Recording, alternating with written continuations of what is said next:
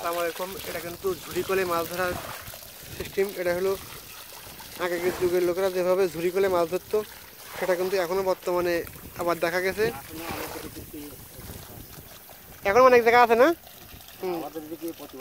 প্রতি বছর চলে না। এখানে কিন্তু ট্যাংরা মাছ, এই কিন্তু এই পানি শেষতেছেই গর্ত করা সকল রকম মাছ। এর ভিতরে কিন্তু ট্যাং মাছ। এটা কি কল? এটা মানুষ কল। এটা মানুষ কলের ওপরের কল। মানুষ কলের ওপরের কল? মানুষ কলের ওপরের কল। এটা যেমন যেমন মাছ পড়ে, দেখেন মাছ পড়ার সাথে তার মানে কলের পরিচয়। দৌড় জাল টাল কিছুই নাই, তাই তো? না, দৌড় জাল কিছু না, শুধু একটা ডালা আর একটা গামলা হলেই চলবে, একটা বালতি। আর এখানে একটা ভালো মনের ম্যান লাগবে, ভালো কিছু সার্চ করে, তাই তো? হ্যাঁ, এই ম্যানের একটু ভিডিও করে নেন। ভিডিও হচ্ছে, সমস্যা নাই। মাছ কিন্তু পড়তে আছে, পড়তে আছে সব পুঁটি মাছ, সব কিন্তু পুঁটি মাছ আর পুঁটি সব মাছ। পুঁটি মাছ আর পুঁটি মাছ। এটা কিন্তু মূলত ঝুড়ি কল। এখন বড় ভাই নাম দিয়েছে মাছ ভিডিওটা মাছ কই। হ্যাঁ, ওই যে বিশাল বড় বান, দেখেন ওই যে 1000 টাকা কেজি দরের বান। তাই না? হ্যাঁ, 1000 টাকা কেজি দরের। তোরা প্যাকেট ছেড়ে নাই তো, দেখিস।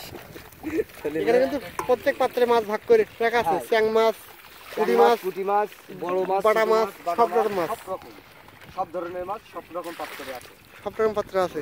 এখানে পাত্র আছে 4টে না? 4টে পাত্র আছে, 4 রকম মাছ। এটা কিন্তু সব ধান ক্ষেত, ওপাশে কুল বাগান, এপাশেও কুল বাগান। এটা কিন্তু বিলের ভিতরেই বলা যায়। আসলে এটা অসাধারণ একটা দৃশ্য, যে নিজে চোখে না দেখবে সে আসলে এই অনুভূতি নিতে পারবে না। মাছ কিন্তু লাইন দিয়ে হয়, এখান থেকে যাওয়ার কোনো অপশান নাই। মাছ কিন্তু পড়তেছে প্রচুর প্রচুর, চোখে দেখার মতো একটা দৃশ্য। সেটাই। বাটা মাছ, ওই যে বাটা মাছ, বাটা মাছ, ওইটা দেখেন, বাটা মাছ লাভতেছে।